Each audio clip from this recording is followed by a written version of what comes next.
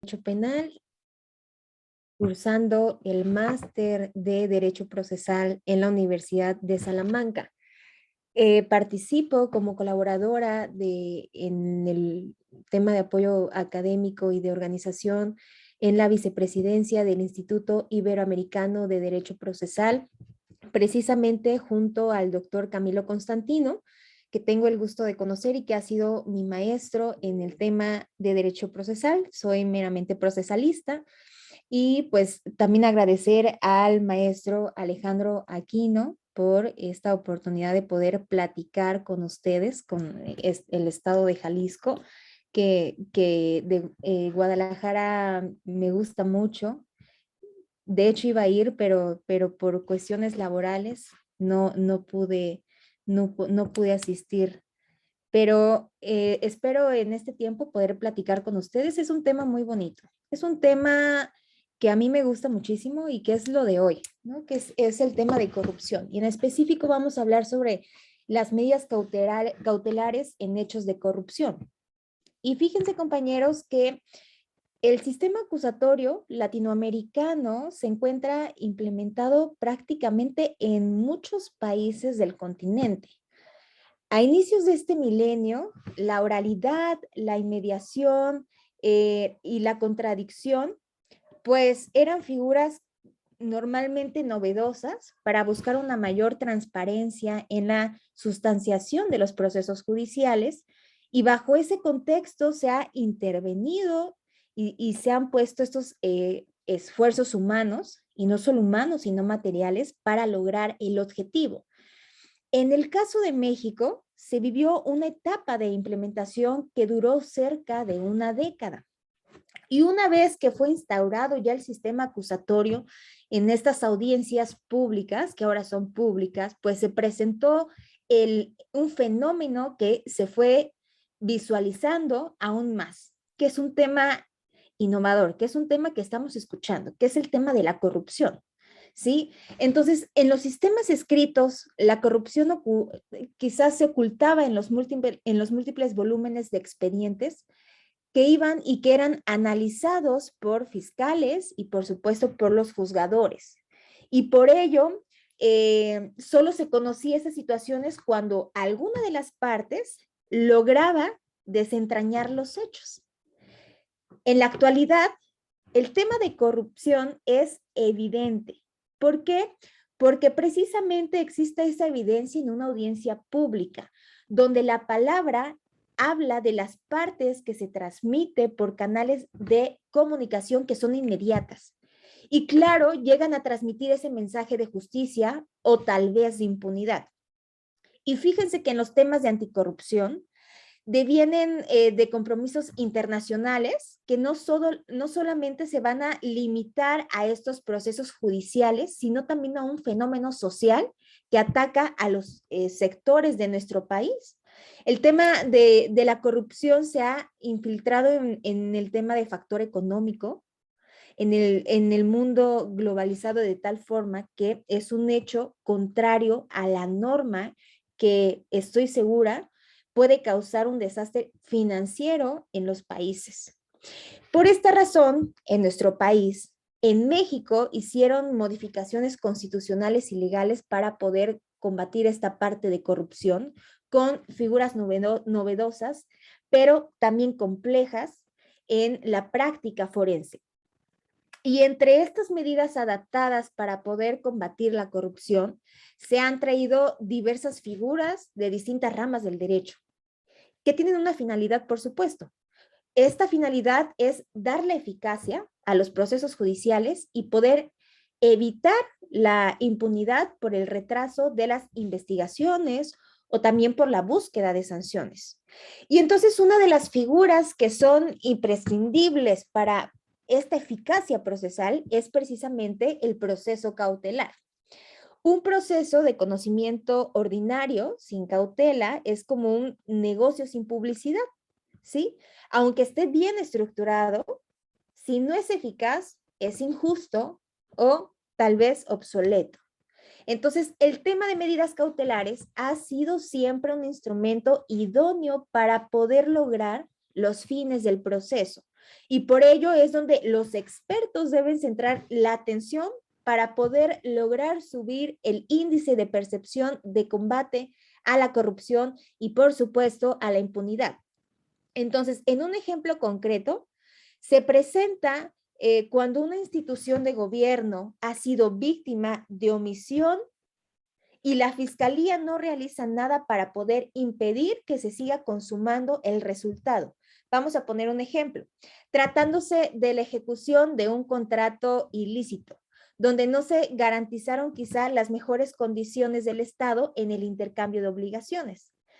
Y hablando de esto, ya entrando en estas generalidades de los delitos por hechos de corrupción, tendríamos que abarcar esta clasificación jurídica del hecho. La aportación más importante que ha hecho este gran mexicano, el doctor Rubén Quintino Cepeda, es poder hacer el sistema de la dogmática penal de manera ágil y fluida. Y con esto lo que nos conlleva es argumentar de forma puntual en el momento de que vamos a formalizar los cargos.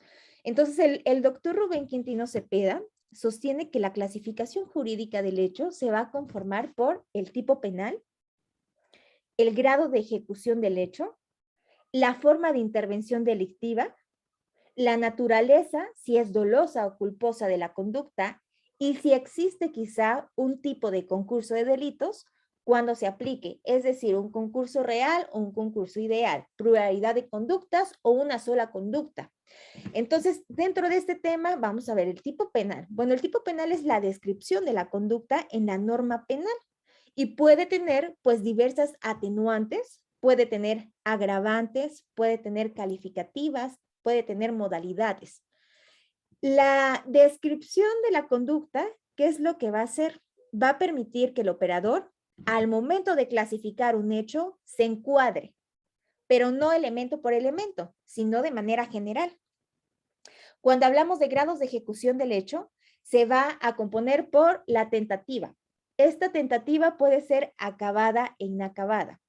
El desistimiento eficaz o ineficaz de la tentativa, que también acabado, inacabada, así como la consumación. Esta consumación puede ser instantánea, puede ser permanente o puede ser continuada. En la forma de intervención delictiva se estudia la autoría, autoría directa o material, coautoría y autoría mediata. Y también se ve la participación delictiva, si fue inducción, si fue complicidad o quizá encubrimiento.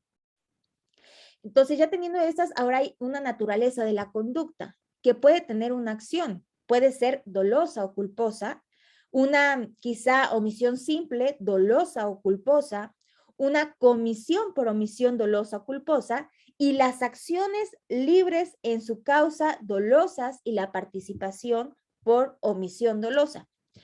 Existe concurso de delitos de manera real o ideal, los cuales los vamos a sustentar y los vamos a encontrar en el artículo 33 del Código Nacional de Procedimientos Penales.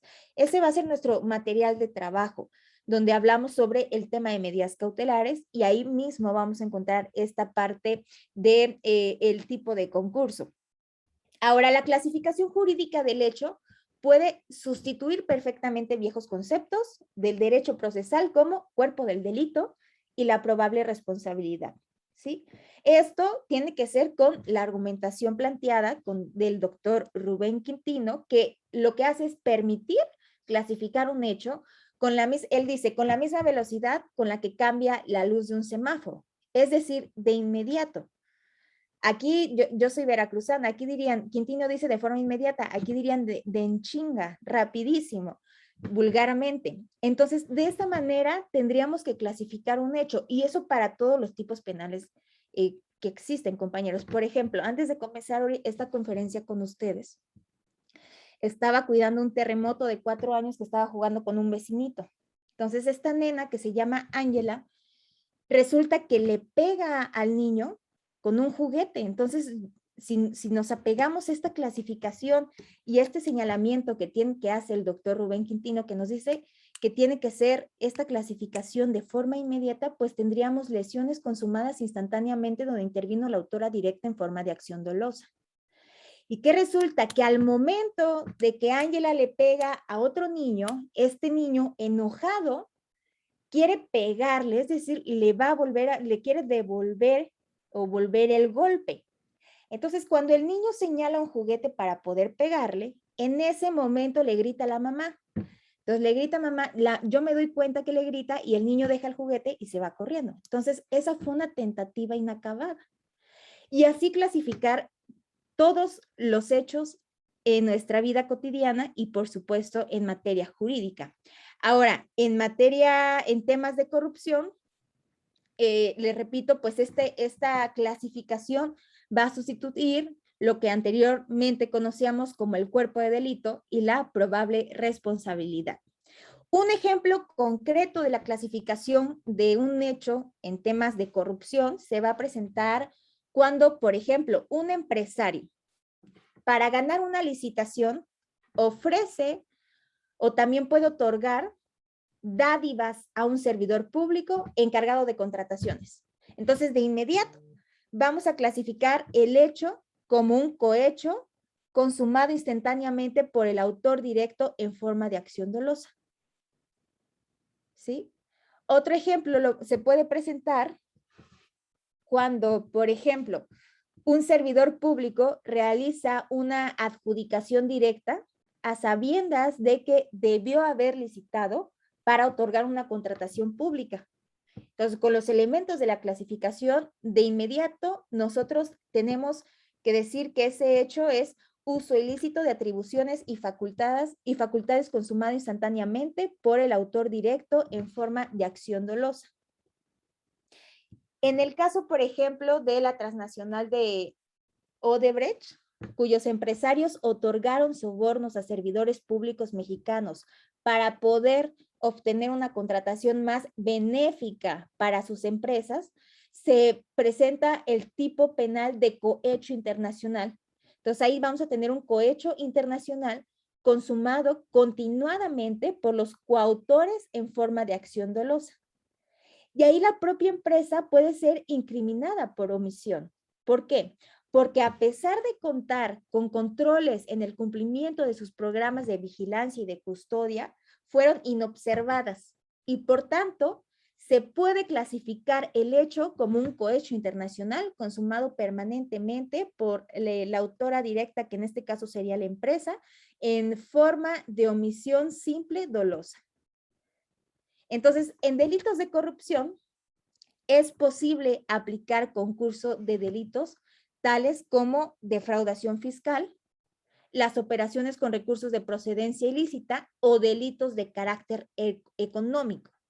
Ahora, si el servidor público se enriqueció, pero no lo declaró ni justificó el origen del dinero y además utiliza el sistema financiero para hacer operaciones inusuales, entonces ahí tenemos la clasificación jurídica del hecho que quedaría enriquecimiento ilícito consumado permanentemente por el autor directo en forma de omisión simple dolosa y en concurso real con operaciones con recursos de procedencia ilícita en la modalidad de transferencia consumado permanentemente por el autor directo en forma de acción dolosa. Entonces, ya teniendo esta clasificación del hecho con los elementos de la clasificación, que yo les recomiendo que lean al doctor Rubén Quintino Cepeda y que lo escuchen, donde habla precisamente de cada elemento y lo explica de una manera perfecta para que nosotros podamos entender si es que no sabemos aún o tenemos dudas sobre los elementos de la clasificación, para que de esta manera nosotros podamos clasificar un hecho de manera inmediata, ¿sí? Entonces, viendo la clasificación jurídica, también tenemos que pasar a este tema de requisitos de procedibilidad. Entonces, los delitos relacionados con hechos de corrupción, ¿cuáles son? Ejercicio ilícito de servicio público, abuso de autoridad, coalición de servidores públicos, el uso ilícito de atribuciones y facultades, la percepción ilícita, la concusión, la intimidación, el ejercicio abusivo de funciones, el tráfico de influencias, el cohecho internacional, como el ejemplo que les puse, el peculado y el enriquecimiento ilícito. En estos, por ejemplo, en el caso de servidores públicos, les son aplicables todos los delitos que les acabo de mencionar. Los particulares también pueden cometer delitos relacionados con hechos de corrupción, tales, por ejemplo, promover quizá una contratación ilícita, el tráfico de influencias, el cohecho internacional también y el peculado. Por ejemplo, hay un caso muy sonado de una famosa, no sé si alguien me pueda dar el nombre de esta, es una conductora que está saliendo en las noticias que la están señalando por cometer estos ilícitos de peculado y también de, me parece, contratación ilícita.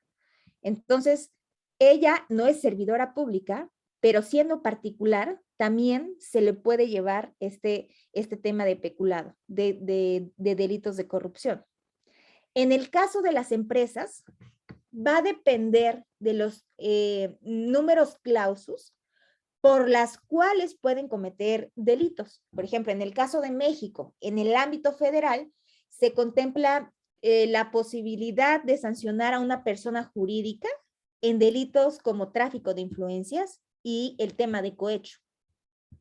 Y hay delitos de mayor impacto en tema de corrupción. Estadísticamente, el tipo penal de peculado es el más frecuente, ¿sí?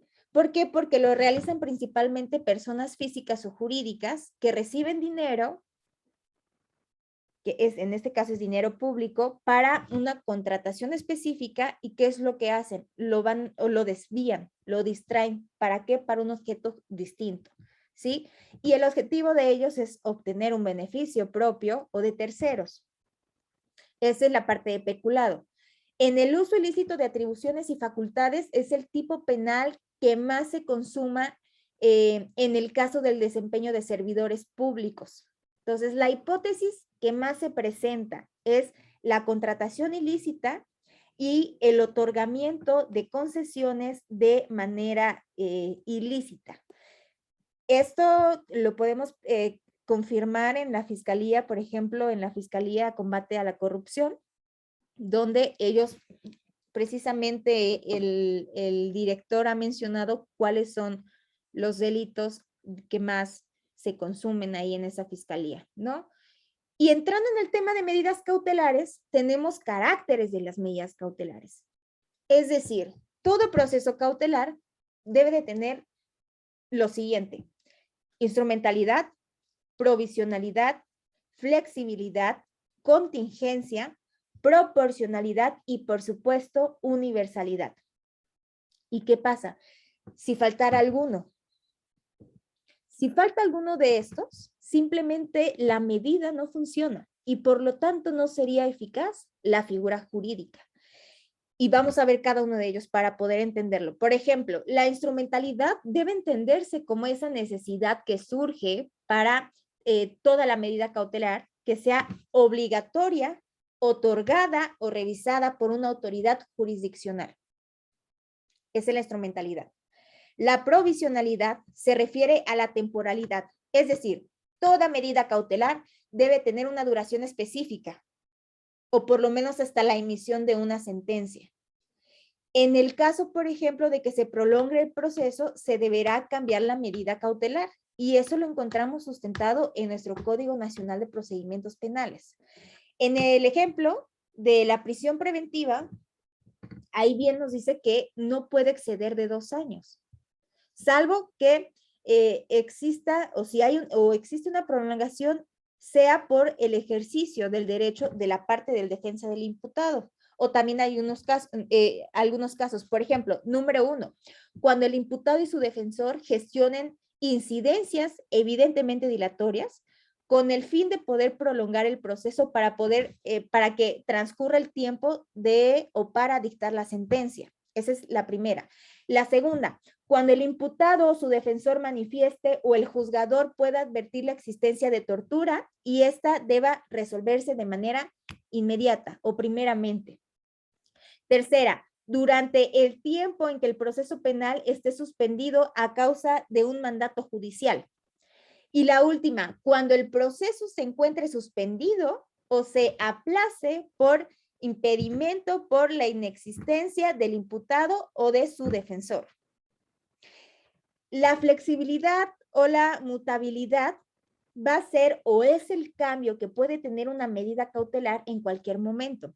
Y esto va a ser atendiendo a la necesidad de la misma cautela y al cumplimiento de las obligaciones procesales. Al momento en que se impone una medida cautelar, las partes procesales pueden aportar ya sea datos de prueba o medios de prueba. ¿Y esto qué va a hacer? Pues justificar que han variado quizás las condiciones que dieron origen a la medida cautelar que se puso y por ende es necesario discutir nuevamente la procedencia de una nueva o de otra medida cautelar. En la parte de contingencia, compañeros, de las medidas cautelares, se va a referir a la eficacia, a la rapidez con la que deben otorgarse y aplicarse para que atiendan a las necesidades de las circunstancias.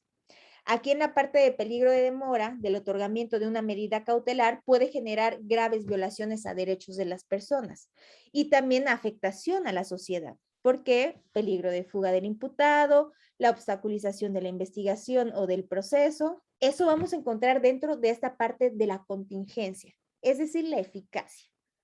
Ahora, en la parte de proporcionalidad de las medidas cautelares, se va a referir a que debe tomarse el grado de afectación de un bien jurídico, ¿sí?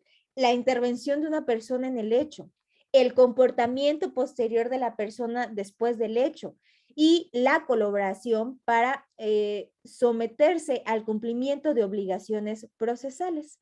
Y esto va o conlleva a que debe tener una mayor o menor afectación a los derechos personales.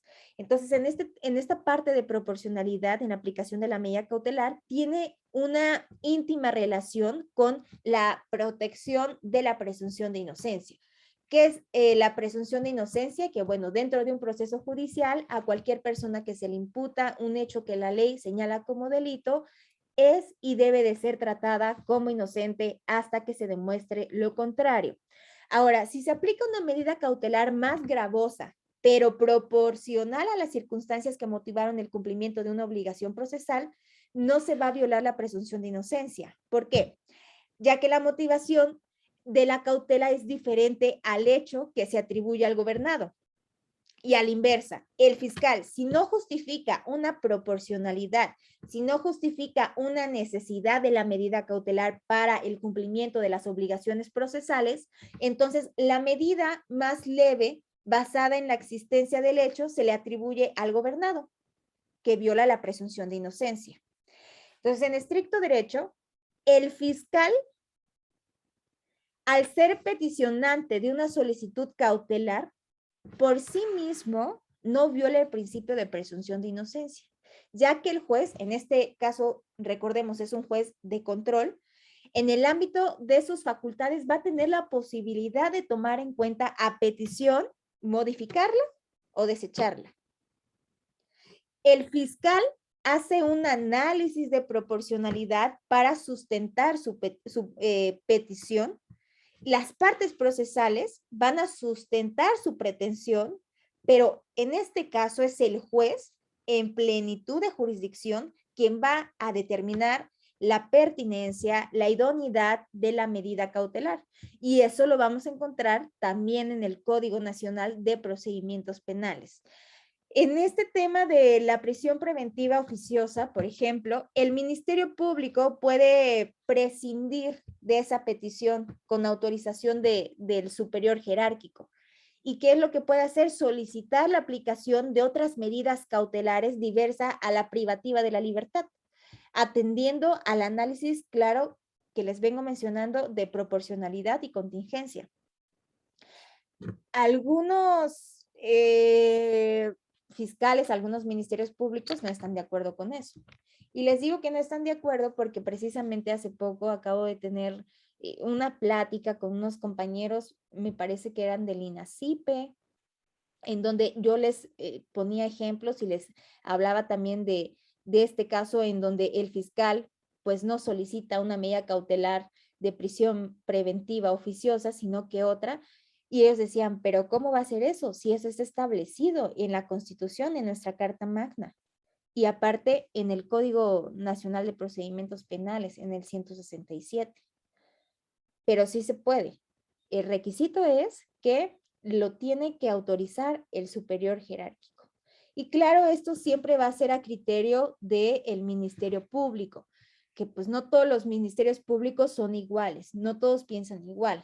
Ellos se apegan a si es delito que merita la prisión preventiva oficiosa, no hay de otra. Te tengo que privar de tu libertad en lo que sigue tu proceso. Y de ahí se puede desglosar varias violaciones. Por ejemplo, lo que les decía, el Código Nacional de Procedimientos Penales nos dice que el mayor tiempo para esta privación de libertad pues es de 2 años. Hemos visto en casos mediáticos que hay personas que llevan hasta 10, 5, 10 años en prisión preventiva y todavía no existe una sentencia que diga que esa persona cometió un delito. Entonces, la prisión preventiva injusta basará sus argumentos en la falta de proporcionalidad en el cumplimiento de las obligaciones procesales del gobernado y en la aplicación de la privación de la libertad por un tipo penal específico, ¿sí? Sin haber realizado una evaluación de riesgo procesal. Esta evaluación también nos lo dice el Código Nacional en el artículo 156. Entonces, bueno, en la parte de universalidad de medidas cautelares tiene este significado de integridad. Es decir, toda cautela debe tener la protección de derechos humanos, por supuesto, tanto del imputado como de las partes intervinientes en el proceso, y debe que procurarse, debe evitarse una menor lesión o una puesta en riesgo de un bien jurídico, ya sea personal o suprapersonal. Ahora, en el ámbito de la integridad, se puede justificar la aplicación de una medida cautelar para hacer cesar la conducta de una persona y con eso poder evitar que se siga lesionando o poniendo quizá en riesgo un bien jurídico tutelado. Y esta necesidad cautelar no viola la presunción de inocencia de eso que les estoy hablando. Y tampoco va a eximir al fiscal de probar el hecho plenamente en otras etapas del proceso. Entonces, entendiendo ya esto, sabemos que también existen presupuestos de las medidas cautelares. Y estos presupuestos de las medidas cautelares son la verosimilitud del derecho invocado, el peligro en la demora y la contracautela. La primera, por ejemplo, de el derecho invocado o apariencia de un buen derecho, se va a sustentar en la buena fe del promovente de la medida cautelar en virtud de que se está dando a conocer un hecho que debe atenderse de manera rápida, es decir, de manera inmediata. ¿Por qué? Porque si no es así, puede causar graves daños en su persona. Y no solamente en su persona, compañeros, en sus bienes. Y quizá en la propia sociedad o quizá en el propio Estado. Por ejemplo, en el caso del derecho civil, en la doctrina la conocen como el Fomus Juris Bonis. Entonces, este peligro en la demora se ancla en esta parte de contingencia de la medida cautelar, pero basa su necesidad en el otorgamiento rápido, en el otorgamiento inmediato, en el otorgamiento eficaz de una medida, ¿sí? Porque si no se va a atender, porque si no se hace así, entonces, ¿qué es lo que va a pasar? Que puede quedarse incluso en materia del proceso mismo. Y en el tema de contracautela, es una facultad que tiene la contraparte que sufre una afectación de esta medida para poder evitar la suspensión de la medida o para poder suspenderla o para poder mutarla o para poder cesar sus efectos, ¿sí? Aquí es siempre que se garantice con un derecho real o personal que sea eficaz. Y el objetivo de la contracautela, ¿cuál va a ser? El objetivo va a ser el cumplimiento de una obligación procesal, basado en una posibilidad de evitar afectación a los derechos o también tener la posibilidad de resarcirlos con una garantía otorgada en el proceso. Entonces, ya viendo estos presupuestos de las medidas cautelares, sabemos ya esta clasificación de las medidas cautelares. Por ejemplo, en el caso del derecho procesal mexicano, se adopta la clasificación planteada por Calamadrey en su obra de Introducción al Estudio Sistemático de las Providencias Precautorias. Y nos dice que el proceso cautelar es como, yo lo veo así, como un triángulo que tiene 3 divisiones, en donde en un primer momento vamos a tener las providencias precautorias, en un segundo momento las medidas cautelares y en otra las medidas de protección. Eso nos podemos ir al artículo, por ejemplo, 16, párrafo 14 de la Constitución Política de los Estados Unidos Mexicanos, si alguien lo tiene, donde nos dice o vemos las providencias precautorias, las medidas cautelares y las medidas de protección que pueden ser quizá real o también puede ser personal. Las providencias precautorias, las medidas cautelares o las medidas de protección pueden ser preventivas, disciplinarias, económicas, restrictivas o privativas. ¿Sí? En esta parte de derechos reales o de la libertad. En las providencias precautorias, en las medidas cautelares y en las medidas de protección pueden ser de naturaleza administrativa o puede ser de naturaleza jurisdiccional. La providencia precautoria, por ejemplo, puede aplicarse desde el conocimiento de la noticia criminal hasta el momento de la formulación de la imputación.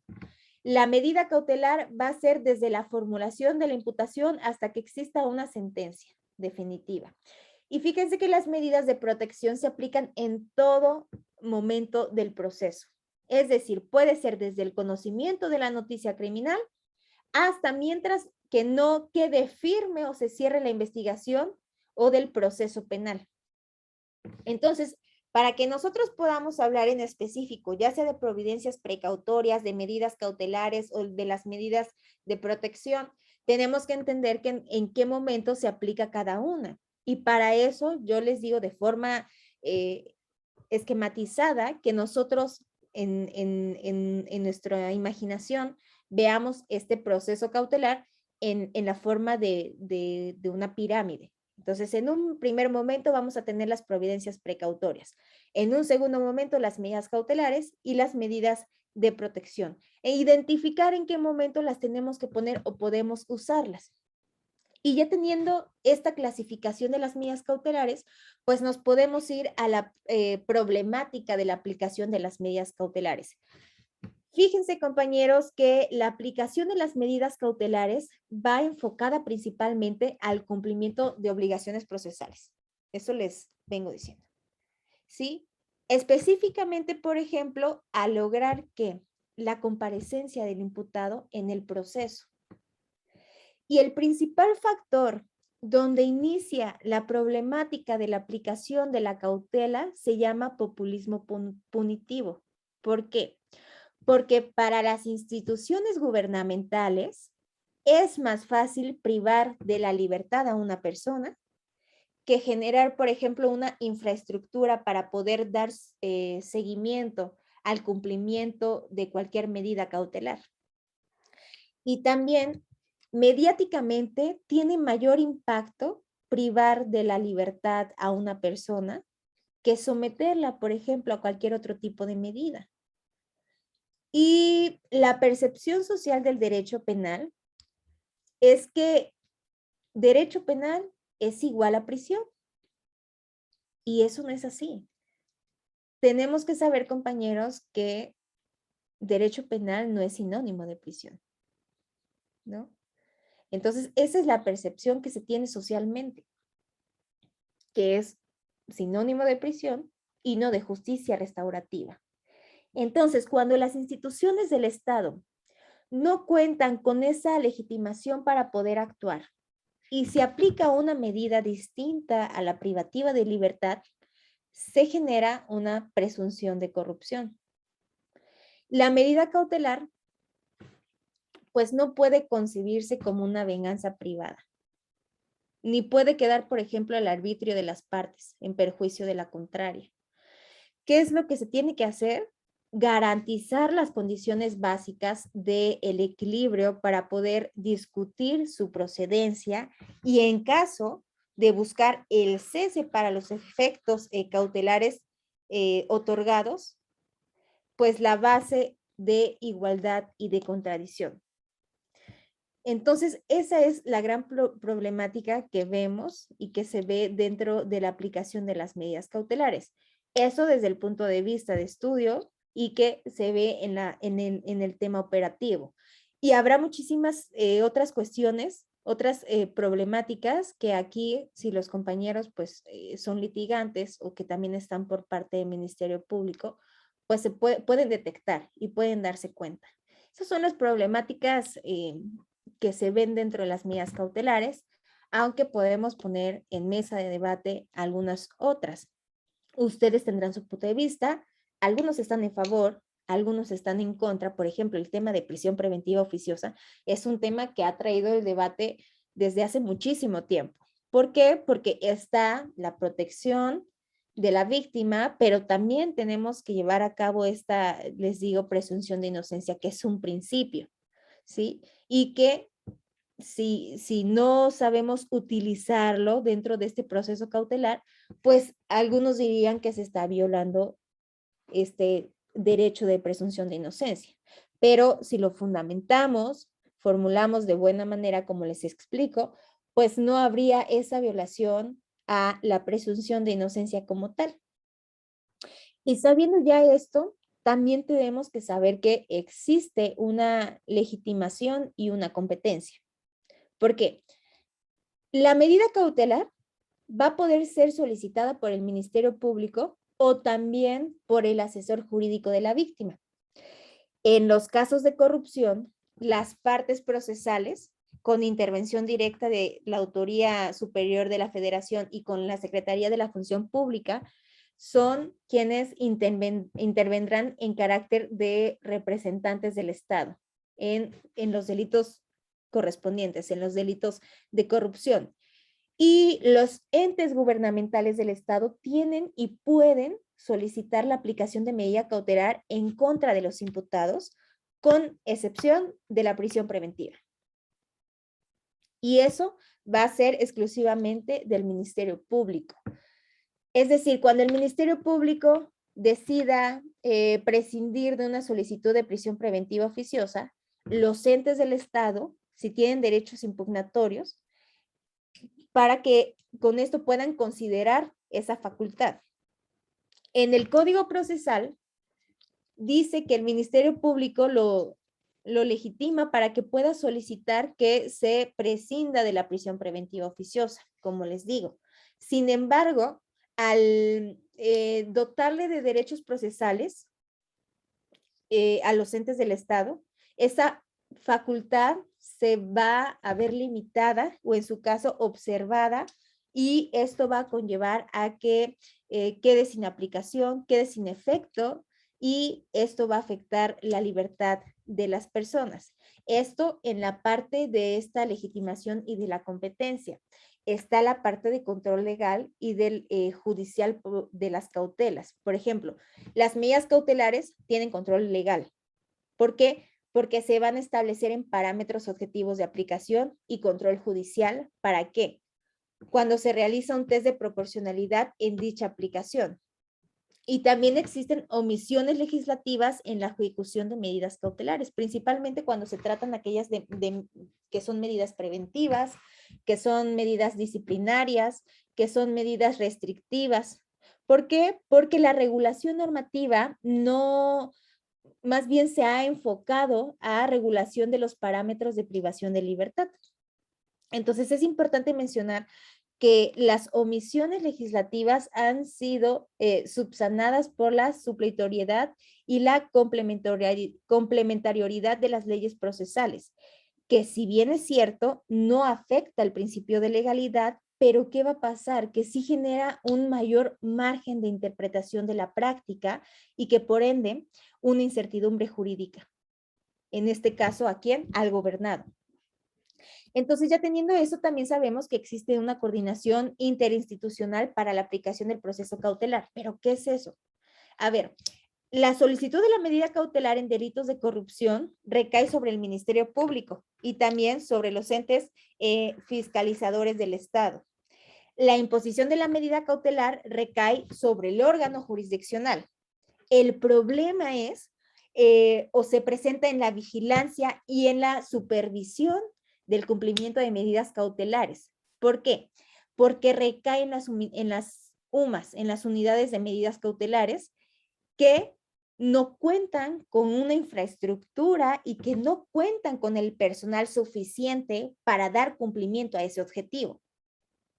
Entonces, para la eficacia del cumplimiento de la cautela, es necesario que nosotros o que se sumen las instituciones de seguridad pública, que se sumen las instituciones educativas, las instituciones de salud, de bienestar y estas de infraestructura. ¿Para qué?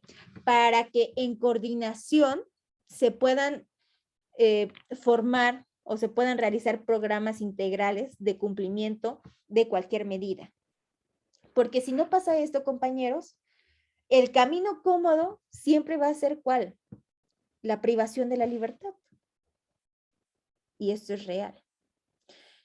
Y bueno, también tenemos que tomar en cuenta que hay propuestas de aplicación de medidas cautelares en hechos de corrupción. Siempre se ha sostenido que es urgente la modificación de los códigos penales para incluir qué figuras. Número 1, que los particulares puedan ser sancionados de manera conjunta con los servidores públicos, ¿sí? Esto cuando devenga de una contratación pública, ya que la intervención es conjunta y no es aislada. Eso es uno. Por otra parte, que se amplíen las reglas de autoría mediata por aparatos organizados del poder. ¿Por qué? Porque de esta manera nos va a servir de identificación de los roles que va a desempeñar cada servidor público en la ejecución de un hecho, así también como la intervención de los terceros, ya sea como partícipes o como instrumentos dolosos. Otra sería que se incluyan los delitos por hechos de corrupción en el catálogo de delincuencia organizada, ¿sí? Ya que no nada más se va a tratar o solamente se trata de una simple contratación, sino que esto puede afectar las irregularidades de la contratación pública a la estabilidad económica del país, a la estabilidad económica del Estado. Y otra sería que los delitos por hechos de corrupción van a ir encaminados o tienen que ir encaminados a operaciones con recursos de procedencia ilícita, por lo que no se puede estudiar de esta manera aislada o no se puede estudiar de esta manera separada. Eso nosotros lo podemos ver en el artículo 13 de la Ley de la Fiscalía General de la República, donde se regula la no fragmentariedad de las investigaciones. Ahora, en el ámbito procesal, es urgente que los códigos adjuntos tengan mayores instrumentos para poder hacer procesos más eficaces y no utilizar figuras contrarias a los principios rectores de los derechos fundamentales. Es decir, en el ámbito cautelar debe regularse figuras procesales. ¿Pero qué figuras procesales? A ver, contemplar quizá un catálogo de números clausos de medidas cautelares y de providencias precautorias reales. Se tiene que regular de manera expresa las leyes procesales. Es decir, una norma en materia procesal civil puede subsanar o complementar omisiones o deficiencias de las normas penales o administrativas. ¿Qué otra? Debe priorizarse el uso de tecnologías sobre medidas agresivas, como el allanamiento, cateo, como le conocemos. Por ejemplo, las que en el tema de drones, que tiene una mayor efectividad en la inspección judicial para inducirse a un domicilio, que este es un tema muy interesante, el uso de drones para la parte del cateo. ¿Qué otro? Quizá las bases de datos para poder compartir información que deben de quedar unificadas, es decir, en una sola, ¿Por qué? Porque con eso va a facilitar dar el seguimiento de indicios electrónicos cuando sea necesario o cuando se trate. Otra sería también que se tienen que regular las fuentes abiertas de manera expresa. ¿Por qué? En el Internet existe información para establecer líneas de investigación para el esclarecimiento de los hechos y es una fuente abierta. O inclusive para aplicar una medida provisional. Otra que yo veo es que también se tendrían que aplicar figuras de decomiso, comiso o recuperación de bienes con reglas de auto que deben extraerse de un código del comercio o del código de comercio para poder plantearse en esta parte de la norma penal. Y esas son las que podemos ver de primer momento, que es importante que entonces en este ámbito procesal existan estos códigos adjuntos adjetivos que tengan mayor instrumentos para poder tener esta eficacia en el tema de las medidas cautelares en tema de corrupción. Entonces, de mi parte, pues eso sería todo. Muchas gracias por el tiempo, el espacio. Un saludo al doctor Camilo Constantino y al maestro Alejandro Aquino, compañeros. ¿Qué tal? Maestra Samara, muchas gracias por impartir la conferencia el día de hoy. Lamentablemente el maestro Alejandro Quino me comenta que por cuestiones personales no se pudo conectar. Sin embargo, le agradece muchísimo su aportación del día de hoy, al igual que agradecemos al doctor Camilo Constantino. Sin embargo, no se pudo conectar el día de hoy. En cuestiones de sus constancias, compañeros, aproximadamente en 10 días les estará llegando vía correo electrónico sus constancias de la participación de hoy. Y nuevamente agradecer a la maestra Samara por su participación del día de hoy, al igual que a cada uno de ustedes, compañeros, por su valiosa participación. Muchísimas gracias y les deseamos una excelente tarde. Hasta luego.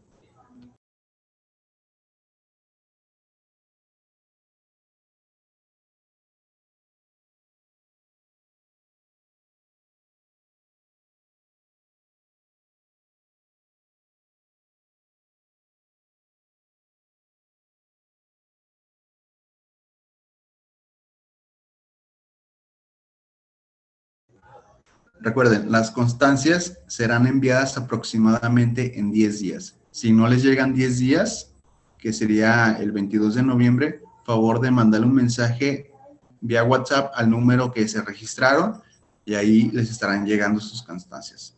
Muchas gracias y les deseamos una excelente tarde. Hasta luego.